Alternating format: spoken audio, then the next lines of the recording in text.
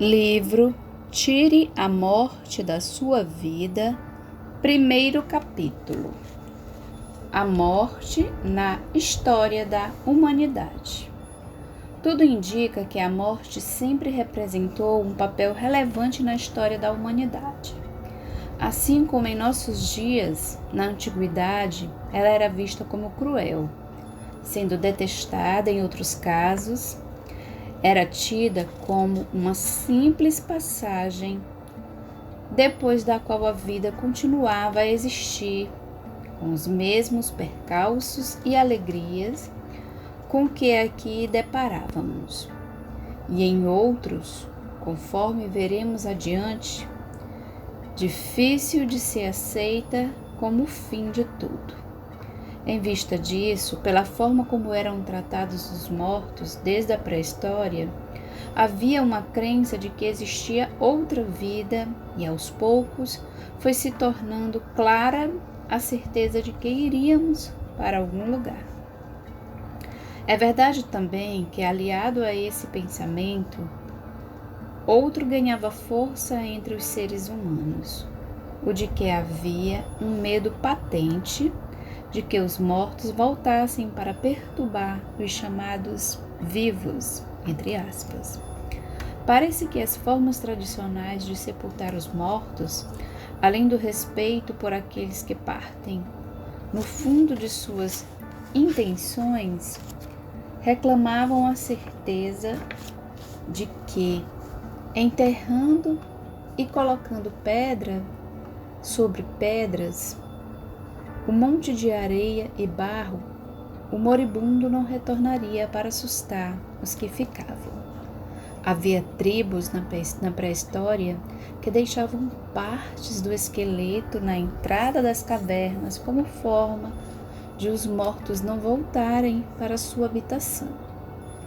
Todas as religiões, de uma maneira ou de outra, sempre objetivaram a vida após esta vida, seja na ideia do céu ou do inferno, seja na ideia das vidas sucessivas.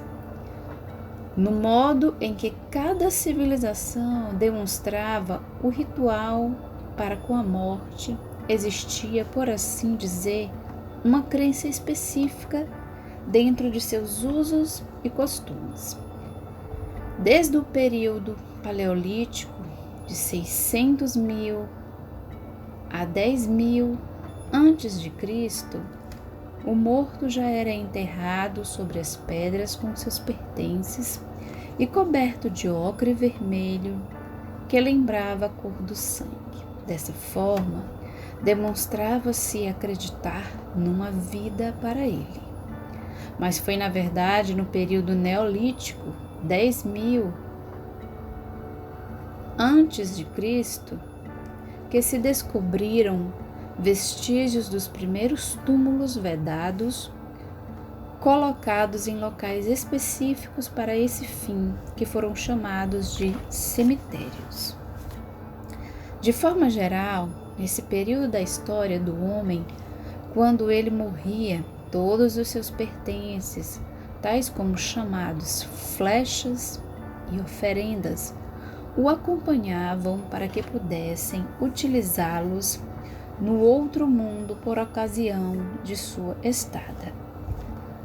Pelos fatos expostos até aqui, fica claro que, desde aquela época, havia uma preocupação constante com a migração da alma para o além. Os povos acreditavam que a vida não acabava com a morte e, o mais importante, sabiam que as lutas do dia a dia, as intempéries, as alegrias não desapareciam com a morte. A partir da criação das religiões, o homem passou a aceitar a crença da existência da vida após a morte e que esta era regida pela religião a qual pertencia. Nesse sentido, os povos mantinham formas particulares de acreditar na outra vida, assim como dos rituais de sepultamento. Na verdade, a religião primitiva não se fundamentava na realização de cultos ou na adoração aos deuses, mas na crença da existência de espíritos, bons ou maus, que governavam o mundo. Tinham, assim, plena certeza de que existia algo além da terra e era com grande respeito que tratavam a questão. Portanto, não é nova a ideia de que a morte é um simples momento e de que é algo a mais no além-túmulo. Seguiu o homem sua intuição, a chama divina que clareia a mente, e lá no fundo de sua alma ele sempre soube que algo o esperava, que o inevitável levaria seu ser indestrutível por diversos caminhos e que precisava tentar, de todas as formas, descobrir do que necessitaria para viver em paz e não sofrer, tanto no momento da morte quanto no pós-morte. Inventaram-se assim 1000 maneiras de se arranjar com o desconhecido, de agradar aos deuses, mesmo desagradando ao seu próximo. Foram rituais macabros, cultos, códigos mirabolantes, mas o ser humano ainda estava longe de entender o que não podia fazer no estágio em que se encontrava. O homem passou a achar que lá poderia utilizar os mesmos meios de sobrevivência que usava aqui. Começou a carregar seus bens, joias, roupas, armas, livros sagrados, uma verdadeira mobília completa, mas, mesmo assim, observou que ainda não era a forma de contentar os ditos deuses. Chegou então a hora em que eles, os mortos, que estavam lá, vieram a nós para nos mostrar que os caminhos percorridos até aquele momento passavam ao lado do verdadeiro caminho e que a estrada que nos conduz à felicidade está dentro de nós, mas é preciso aplicá-la aos outros. Foi assim que o homem recebeu orientações sublimes, primeiro por intermédio de Moisés, depois, mais à frente, pelos ensinamentos e exemplificações de Jesus. Entendemos que a caridade é o caminho que nos leva ao Pai Celestial e à felicidade. O Espiritismo, no tempo previsto pelo Messias, realiza a promessa dele, a vinda do Consolador prometido. Presidida pelo Espírito de verdade, a doutrina espírita revela ao homem de onde ele vem, para onde vai e também porque está encarnado na Terra.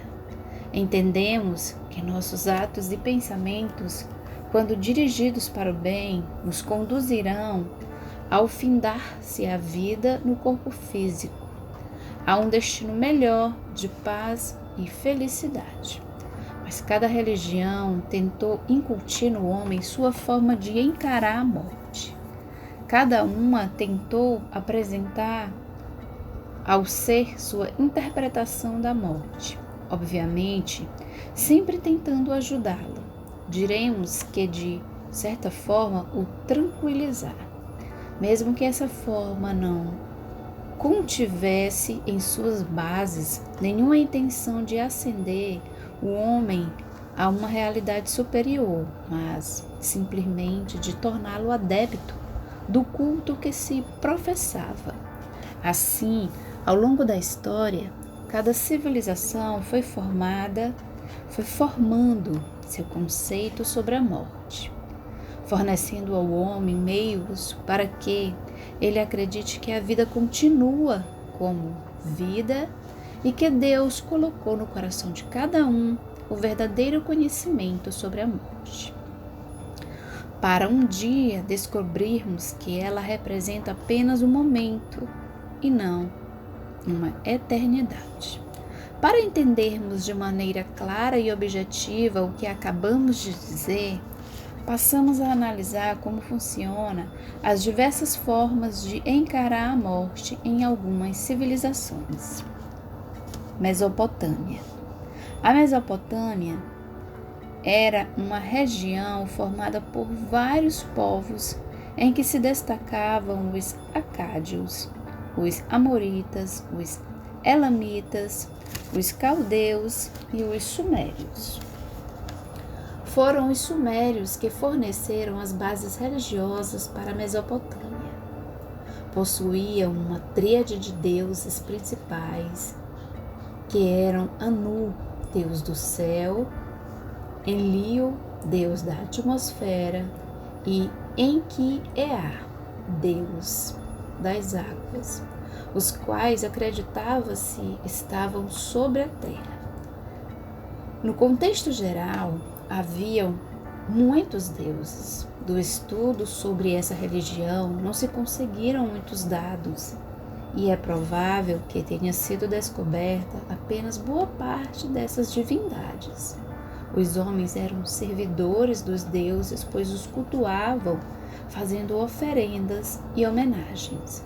No âmbito das religiões mesopotâmicas, quando os deuses retiravam a vida, os mortos desciam ao inferno, que apesar do nome, não representava lugar de tortura e de suplício. Levavam nesse local uma vida vegetativa, proporcional à sua existência anterior e às oferendas que seus parentes e devedores entregavam aos deuses por eles, vivendo em conformidade com seus atos em vida a qual antecedeu sua morte. Portanto, a ideia de inferno é bastante antiga, muito embora esse inferno não tivesse caráter horrível, mas como nós o conhecemos. Segundo, Fenícia. Os fenícios não possuíam divindades marinhas, apesar de seu comércio ser feito preponderantemente por meio do Mar Negro, do Mar Mediterrâneo e do Oceano Atlântico. Seus deuses principais eram Baal, deus do trovão e da chuva, e Astarte, deusa da fecundidade. A religião fundamentava-se em raízes agrárias e naturalistas. Além disso, o povo fenício considerava a morte como algo normal, uma consequência de estar vivo. Os sacrifícios humanos, também usuais, eram oferecidos como alimento aos deuses principais nos cultos agrários e nos de fertilidade. Foram esses sacrifícios que levaram aquele que ficou marcado na história da humanidade, praticado no século III a.C., quando centenas de crianças foram mortas, queimadas vivas no altar de Moloque em Cartago. Os antigos não davam muita importância à morte, prestando maior atenção na imagem dos deuses em seus templos. Além dos sacrifícios cruéis, os cultos registravam danças, orgias e outros desregramentos. Egípcia. A religião egípcia era muito complexa, com muitas histórias. Os egípcios eram subordinados ao faraó por meio de um sacerdote. A visão do Egito sobre a morte levava o homem a tomar dois caminhos. Ficava ele cativo à matéria e era encaminhado ao inferno ou ao paraíso. Tudo começa com o peso na consciência diante de Thor, o escriba dos deuses, e de Anubis, guardião dos cemitérios, perante os quais o morto exporia que não pecou contra os homens, que nunca cometeu nenhum ato que pudesse ter desagradado aos deuses, que nunca matou ou mandou matar, que respeitou todas as leis e que, por fim, não causou sofrimento a seus semelhantes.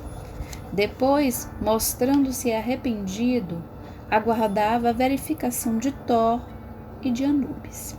No resultado da balança, à esquerda da consciência moral do morto, à direita, a pluma de Marte, a pluma da verdade. Após saber o resultado, os mediadores levavam-no para Osíris, o juiz. Se fosse considerado inocente, poderia viajar a qualquer lugar nos céus e sua alegria não teria tamanho. Mas se fosse considerado culpado, era lançado numa região de sofrimento, de temor e de morte, ficando assim preso à terra por múltiplos renascimentos. Portanto, essa civilização regulou os atos de seus habitantes como vista ao futuro por meio de um julgamento após a morte, em que as almas culpadas permaneceriam presas à matéria e as almas corretas ganhariam os céus, tornando-se libertas. Persa. O entendimento persa sobre a morte era interessante.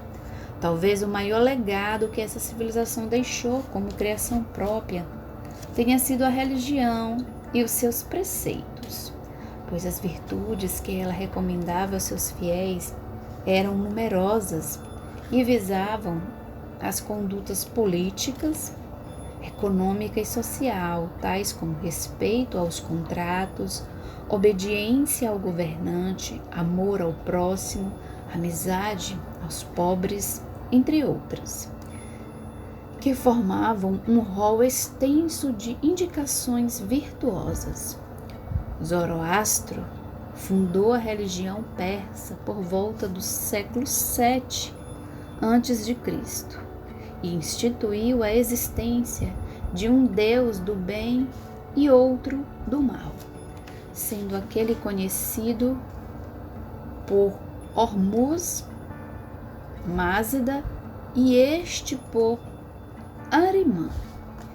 Os princípios do zoroastrismo fundamentavam-se em que, após a morte, todos esperariam o juízo final que ocorreria quando o universo tivesse findado, ao cabo de 12.000 anos, momento então em que nasceria o Messias, o qual prepararia os bons à redenção no fim do mundo, e os mortos se ergueriam em seu túmulo a fim de ser julgados. Os bons, ou seja, aqueles que cumprissem a lista de virtudes contidas no livro sagrado Zend, Avesta, seriam encaminhados ao paraíso. Os que tivessem praticado o mal seriam condenados ao inferno. Contudo, essa condenação não seria eterna, pois o inferno não duraria para sempre. E quando todos estivessem cumprido sua pena, seriam encaminhados ao paraíso.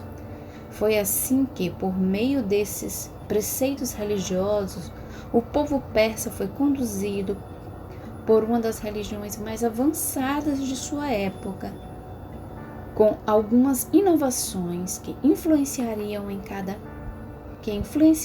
certa medida as religiões atuais. Hebraica. O povo hebreu foi o único povo a adotar a existência de um único Deus na história do Oriente Antigo.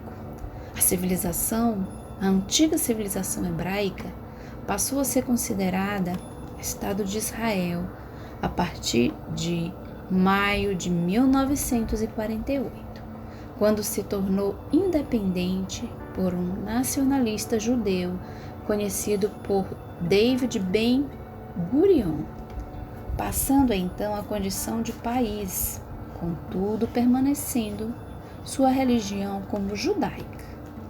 Essa religião, chamada judaísmo, se baseia no culto a Jeová, um Deus que não pode ter imagens, nem pinturas, estátuas ou qualquer outra forma de representação.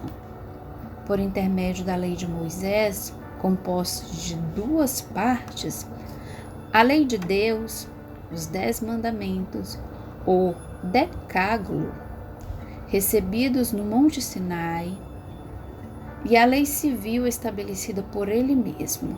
O homem obteve a primeira revelação divina. Ainda assim, entendia-se que, após a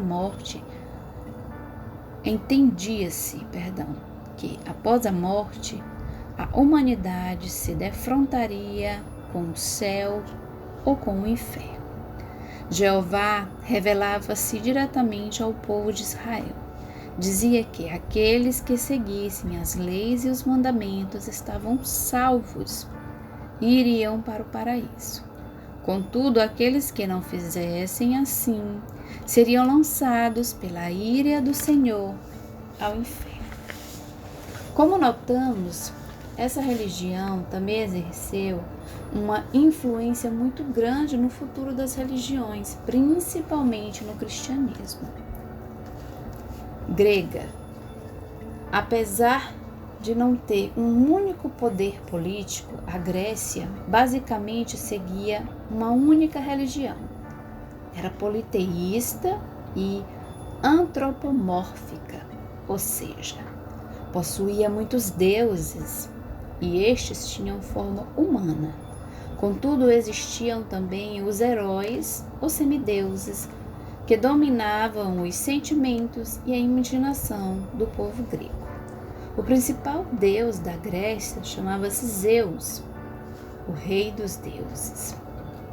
Poseidon, deus das águas, reinava sobre os oceanos.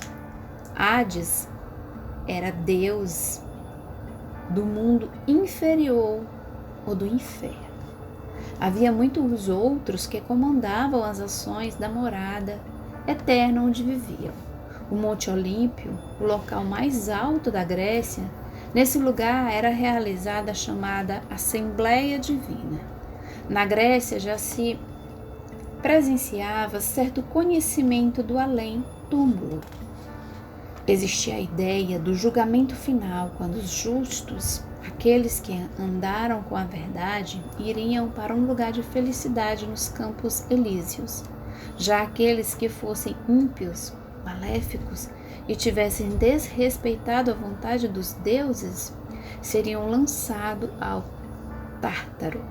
Os que deixavam o mundo terreno teriam de entender as fórmulas e saber senhas para caminhar sem perigo nas regiões do além-túmulo e assim encontrar a fonte da memória. Sócrates, 470-399 a.C. Filósofo grego, dizia: a morte é mudar de existência e para a alma uma migração deste mundo para outro. Já para Aristóteles, 384 a 322 a.C., outro filósofo grego, a alma era um princípio vital. Desaparecido o corpo, ela deixava de existir. Outros distinguiam que o homem era composto de 3 partes: o corpo, a alma e o espírito. O que existia um elemento intermediário entre o corpo e a personalidade do ser humano. Acreditavam também que ele passa por 2 mortes. A primeira é a morte carnal e a segunda é a separação da psique e do corpo. Assim, em toda a Grécia, cultivava-se a crença na intervenção dos espíritos na vida do homem. Cada indivíduo possuía seu gênio familiar, portanto, acreditava-se também na vida após a morte. Cretense. A religião de Creta era matriarcal e agrária. Segundo ela, uma deusa mãe dominava todo o universo, representando a fecundidade da vida e do solo. Essa deusa era chamada a fonte do bem e do mal. Existiam outros deuses de menor importância, Contudo, todos recebiam sacrifícios e oferendas do povo da ilha. Acreditava-se na vida após a morte, pois foram encontradas várias tumbas onde, ao lado dos mortos, haviam objetos pessoais e outros pertences que os cretenses acreditavam ser de grande utilidade no Novo Mundo. Romana. A religião romana era muito parecida com a grega, pois assim como naquela se cultuavam muitos deuses. Zeus, que era um deus grego, em Roma era conhecido como Júpiter. Poseidon, outro deus grego, era Netuno para os romanos. Todos tinham forma humana. Não havia distinção entre as classes na adoração aos deuses. Interessante observar que, se o homem fosse avarento, gostasse de orgias, tivesse muito orgulho, certamente iria adorar deuses que possuíam as mesmas características. Contudo, os romanos não acreditavam na imortalidade da alma. A morte era vista como um sono eterno, o fim da estrada. O local do túmulo era tido como a última morada. Adoravam-nos, decoravam-no, bem como descreviam todos os aspectos da vida do morto, tais como posição social, bens e virtudes patrióticas. Para os romanos, tudo acabava com a morte, nada mais restando a fazer, pois, se não tivessem conseguido realizar em vida o que se desejava, após a morte não se conseguiria mais nada com os deuses. Na verdade, algumas correntes filosóficas vislumbravam a possibilidade de existir vida após a morte, mas essas correntes não tinham expressividade perante a totalidade da população. Sua forma de pensar gerava pouca credibilidade e, por isso, não tinham respaldo diante dos governantes. Portanto, pelo relato de como as civilizações tratavam os diversos aspectos que cercavam a morte, cuja maioria ou quase totalidade acreditava em uma vida após a morte, na continuidade do ser enquanto ser percebemos, mais uma vez, que esse sentimento parece inato do indivíduo. Para ele, realmente existe um mundo além, mas só com a evolução da humanidade alcançaremos o entendimento do verdadeiro sentido de nossa passagem pela vida, assim como pela morte. Fatos curiosos sobre a morte na história da humanidade. Os fatos apresentados nesta parte foram extraídos de o livro dos fatos. Este tópico visa demonstrar, entre os diversos tipos de morte, aqueles que causaram de alguma forma uma expectativa, seja irônica, seja por ter motivado algum fato interessante ou que chamou a atenção de um povo, de uma nação ou mesmo do mundo. Tem também o intuito de mostrar como a morte foi encarada ao longo da história por todos que estiveram próximos a ela. O homem, mesmo diante do desconhecido, em muitos casos, foi destemido, procurou-a, sem perceber que estava próxima. Em outras ocasiões, não acreditou que pudesse acontecer justamente com ele. Passemos então aos fatos curiosos. O arquiduque Francisco Ferdinando da Áustria era um homem extremamente vaidoso. Quando comparecia a alguma função especial, seu uniforme era costurado no corpo para que não fizesse nenhuma ruga. Infelizmente, o arquiduque usava um desses uniformes no dia em que recebeu um tiro em Sarajevo em 28 de junho de 1914. Não conseguiram desabotoar o uniforme. Quando, afinal, trouxeram a tesoura, o arquiduque já havia morrido de hemorragia. Em Londres, no ano de 1812, um jogador que perdera todo o dinheiro e as roupas apostou sua vida no jogo de dados. Perdeu de novo e concordou em ser enforcado pelo vencedor. Foi salvo da forca na hora do ato por alguém que passava no momento. O jogador ficou irritado porque achava que dívida de jogo deve ser paga, mas é cada coisa que aparece na vida. Será que o sujeito sonhava que lá em cima ia jogar com mais tranquilidade? Parece até que tinha essa certeza. A cada 4 ou 5 anos, os malgaches da ilha de Madagascar, no Oceano Índico, ao largo da costa sudeste da África, retiram seus mortos dos túmulos e os colocam metade abaixo do solo e metade acima, expondo-os à luz do sol. Jogam os corpos para o ar e os apanham. Depois os envolvem em mortalhas novas de seda para serem de novo enterrados. O ritual chama-se Fama de Rama e dá ensejo a muita festa, canto e dança. Depois dominada, a revolta dos gladiadores, liberada por Espartaco em 71 a.C., 600 escravos recapturados foram crucificados ao longo de quilômetros e quilômetros da principal estrada romana, a Via Ápia.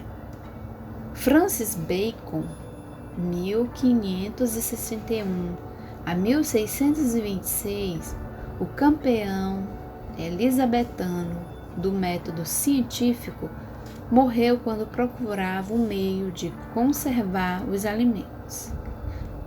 Apanhou um resfriado grave quando tentava conservar uma galinha enchendo-a de neve. E assim, a morte ao longo da história deixou marcas indeléveis, tanto nos que ficaram como nos que partiram. Alguém poderia perguntar, mas como se pode afirmar que os que vão levam as marcas da morte? Ora, se os que ficam se impressionam sem as ter sentido, imaginem os que recebem o chamado, que aliás acontecerá com todos nós. Observemos com atenção as páginas seguintes e certamente encontraremos muitas respostas. Tem resumo do capítulo. A fatalidade da morte sempre preocupou o homem. Na antiga Mesopotâmia, acreditava-se que homens eram servidores dos deuses, sobrevivendo à morte. Para os egípcios, os mortos eram julgados, o destino ficado com base em seus atos. Na Pérsia, os mortos também eram julgados, de acordo com seus procedimentos, no dia do juízo final. Os hebreus acreditavam num Deus único, Jeová, e na vida após a morte, no céu ou no inferno. Entre os romanos, acreditava-se que a morte era o fim de tudo, embora alguns filósofos pregassem o contrário. Na Grécia, os justos alcançavam os campos elíseos e os ímpios o Tártaro. A crença na sobrevivência da alma após a morte do corpo físico é uma constante na história das civilizações que o entendiam de acordo com o seu grau de evolução.